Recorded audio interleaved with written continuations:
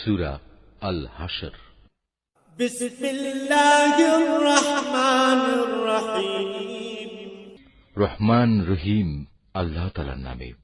সাব্বাহা লিল্লাহি মা ফিস সামাওয়াতি ওয়া মা ফিল আরদ ওয়া হুয়াল আজিজুল হাকীম।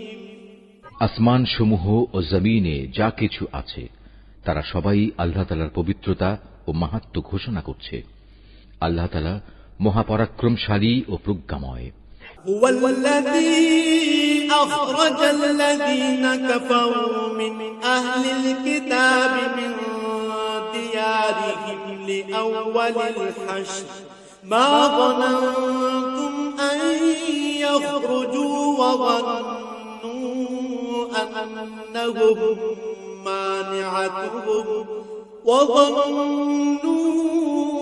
أنهم مانعتهم حصونهم من الله فأتاهم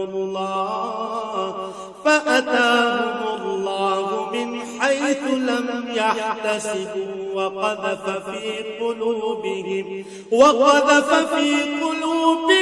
الرعب يخربون بيوتهم بأيديهم وأيدي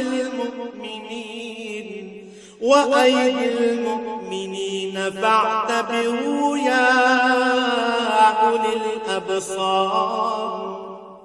তিনি হচ্ছেন সেই মহান সত্তা যিনি আহলে কিতাবদের মাঝে যারা আল্লাহকে অস্বীকার করেছে তাদের প্রথম নির্বাসনের দিনেই তাদের নিজ বাড়িঘর থেকে বের করে দিয়েছিলেন।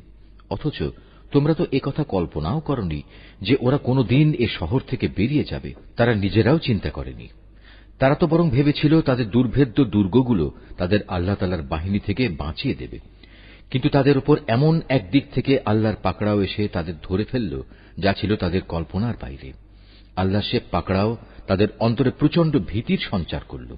ফলে তারা নিজেদের হাত দিয়েই এবং কিছু কিছু ক্ষেত্রে মোমেনদের হাত দিয়ে নিজেদের বাড়িঘর ধ্বংস করে দিল। অতএব হে চক্ষুষ্মান ব্যক্তিরা, এদের নির্বাসনের ঘটনা থেকে তোমরা শিক্ষা গ্রহণ করো। ولولا أن كتب الله عليهم الجلاء لعذبهم في الدنيا ولهم في الآخرة